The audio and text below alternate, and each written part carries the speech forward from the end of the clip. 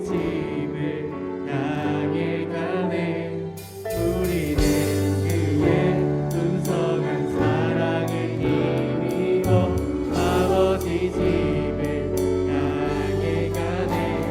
우리는 그의 풍성한 사랑을 힘입어 아버지 집을 향해 가네. 아버지 집을 향해 가네.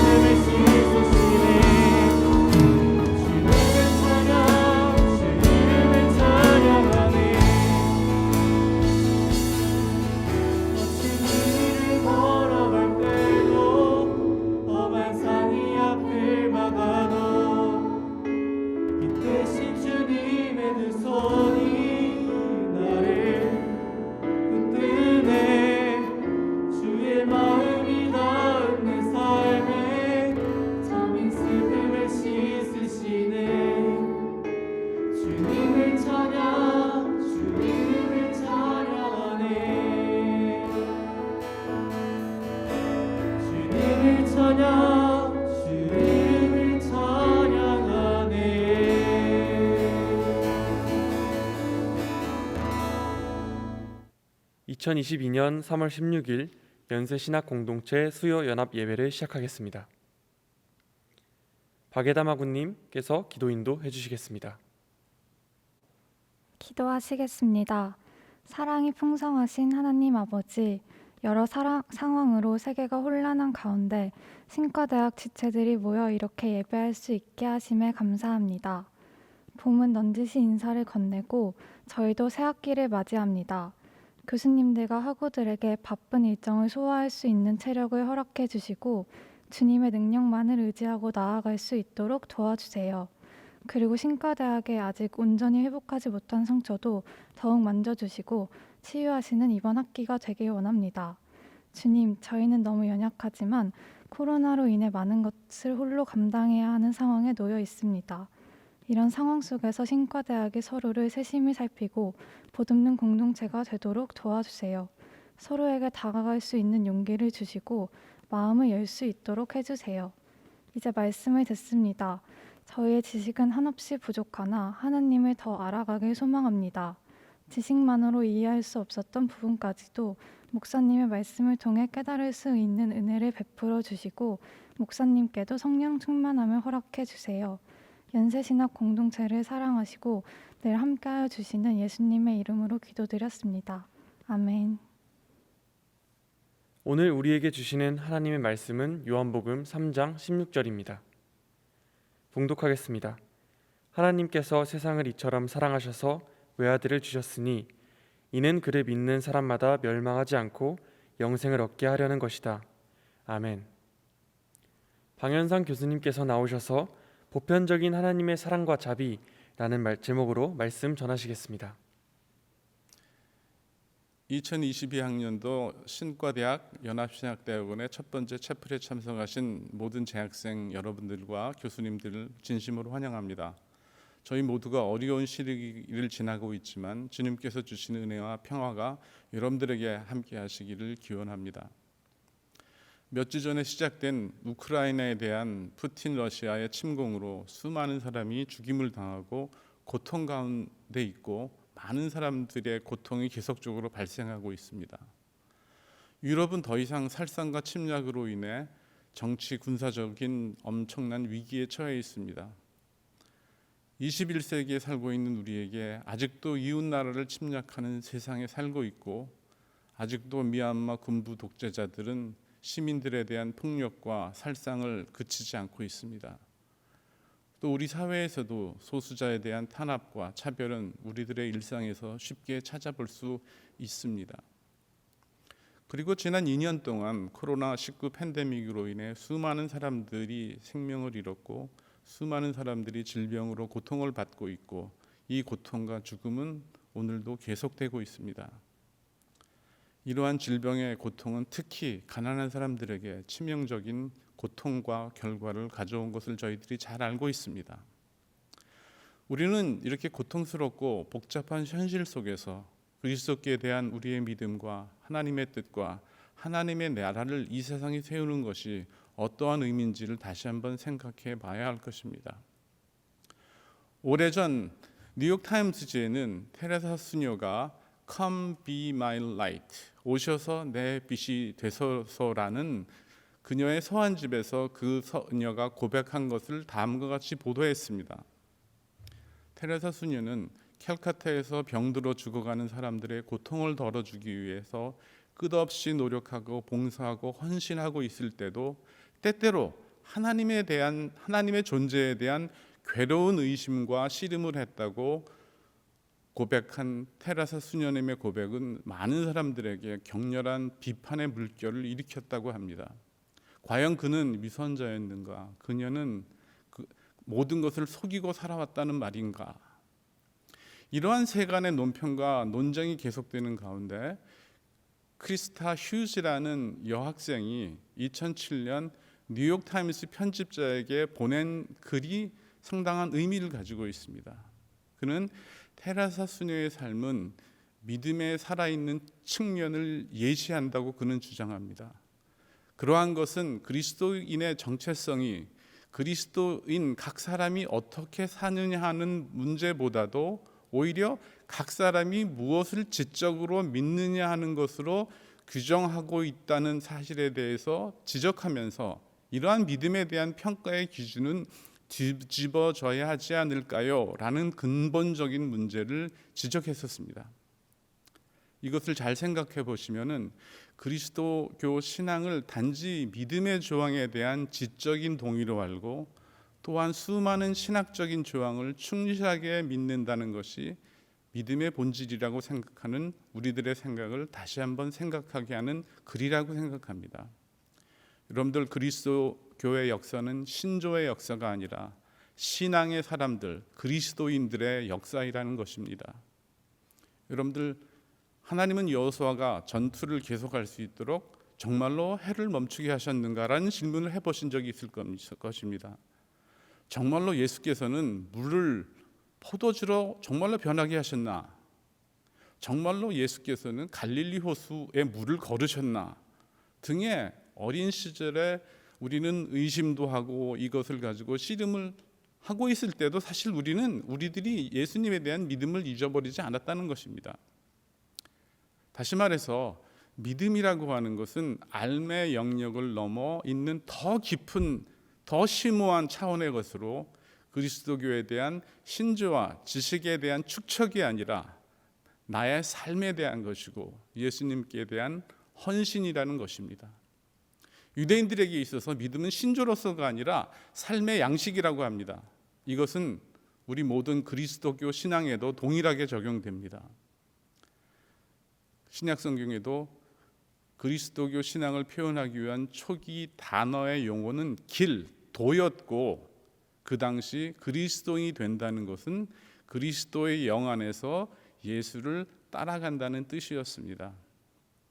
여러분들이 잘 아시는 마가복음에서는 예수께서 마지막으로 고난과 처형을 위해 예루살렘으로 올라가시는 이야기 속에서 야고보와 요한 그리고 그들의 어머니 그리고 시각장애인인 바디메오를 비교하면서 우리에게 의미 있는 사실을 가르쳐주고 있습니다. 3년 동안 예수님을 따라다녔지만 예수님의 걸으시는 길을 이해하지 못하고 더 높은 영광의 자리를 부탁하는 모습과 비록 시각장애를 가져서 볼 수는 없었지만 고침을 받고 곧 그 길에서 주님을 쫓는 바디메오를 비교하면서 보여줍니다. 여기서 마가는 예수 그리스도를 아는 길은 그에 대한 지식의 축적과 신조에 대한 동의를 통해서가 아니라 예수님께서 걸으시는 그 길에서 그의 사역에 함께 참여하는 것이고 이를 통해서만이 가능하다고 말씀하고 있는 것입니다.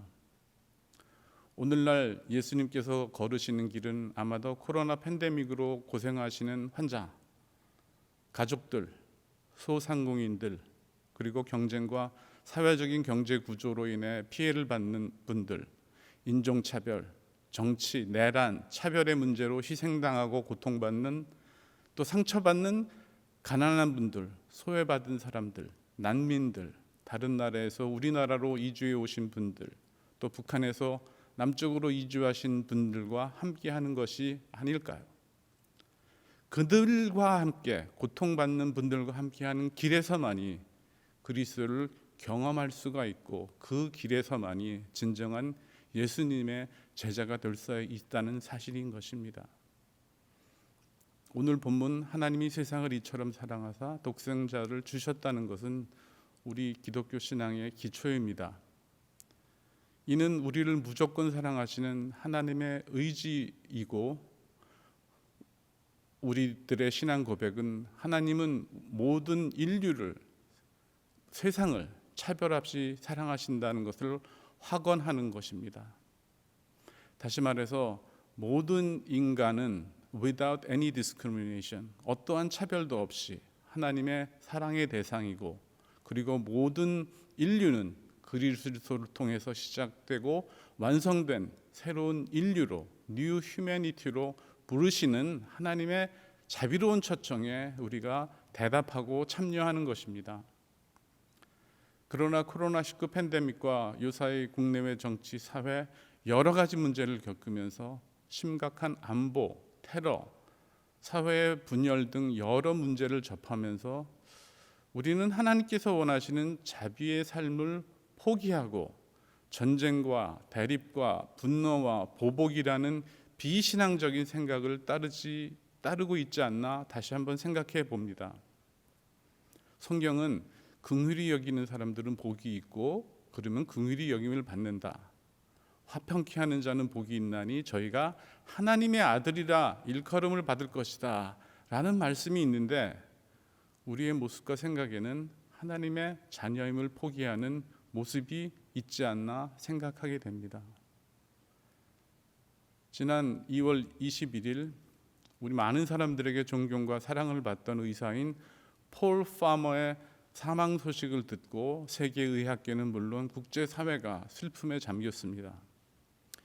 그는 하버드 대학교 의과대학의 소셜 메디신의 교수로서 특히 HIV, 결핵, 특히 열대지방에서 일어나는 고치기 힘든 결핵, 이볼라 등 특히 가난한 지역에서 발생하는 전염병으로 고생하는 사람들을 위해 헌신한 의사였습니다. 특히 코로나19 팬데믹 상황에서 폴 파머 박사는 코로나 백신의 지적 재산권을 포기해야 한다는 것을 주장한 분이시고, 평생 가난한 지역의 환자들과 그분들의 의료 환경 개선을 위해 헌신하는 분이었습니다.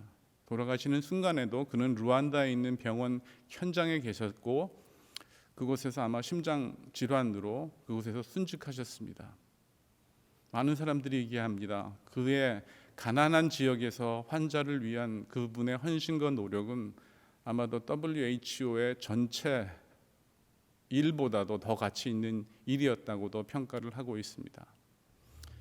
그가 저술한 책인 권력의 병리학에서 그는 말합니다. 그는 왜 질병은 가난한 사람들에게 먼저 찾아오는가라는 질문을 하면서 오늘과 같이 과학기술이 발전되고 경제적으로 풍요로운 세대에 살고 있는 우리, 또 우리는 이번에 코로나에서 질병에서도 많은 것을 아신 것처럼 백신을 개발하고 이러한 모든 문제를 효과적으로 대처할 수 있는데 왜 아직도 이러한 세상 속에서 소외되고 생존의 기회가 주어지지 않는 많은 사람들이 있는지에 대해 질문하고 있습니다. 가난한 사람들에 대한 관심과 가난한 사람들의 질병의 상관관계를 평생 고민한 결과로 폴 파머 박사는 수백만 명의 가난한 사람들에게 의료 혜택과 치료를 위한 봉사를 한 의사였습니다. 그의 이러한 헌신의 바탕에는 하나님은 가난한 사람들을 특별히 사랑하신다, 편애하신다라는 남미 해방 신학자인 구테레스의 가난한 사람들에 대한 하나님의 사랑, 차별 없는 하나님의 사랑의 의미를 이분으로부터 깨달은 후에 그의 전생에는, 폴 파머 박사의 전생에는 이러한 가난한 사람들을 사랑하시는 하나님의 정의를 실천하는 자비와 헌신의 삶으로 헌신했다는 것입니다. 진정한 사랑, 진정한 자비는 말이 아닙니다. 실제로 고통받는 사람과 함께 고통을 나누는 삶이고 남을 위해 자신을 비우는 삶입니다. 이는 우리 안에 타인의 아픔을 내 아픔으로 받아들이는 것이고 이것이야말로 하나님의 삶에 참여하는 길입니다. 이 시간 예수님께서 너희 하늘에 계신 아버지의 자비하심과 같이 너희도 자비하라고 말씀하십니다. 하나님의 사랑과 자비는 이 세상에서 가장 강력한 힘의 근원이고 자비의 삶은 우리 영적인 삶의 완성체이라고 생각합니다. 여러분들 하나님의 자비하심과 같이 여러분들도 자비하십시오. 2022학년 새 학기를 시작하는 여러분, 이 길에서 주님을 따르시는 제자가 되시기를 바랍니다. 감사합니다. 다 같이 기도하시겠습니다. 주님, 저희 모두가 새로운 희망과 꿈을 가지고 새로운 학기를 시작합니다.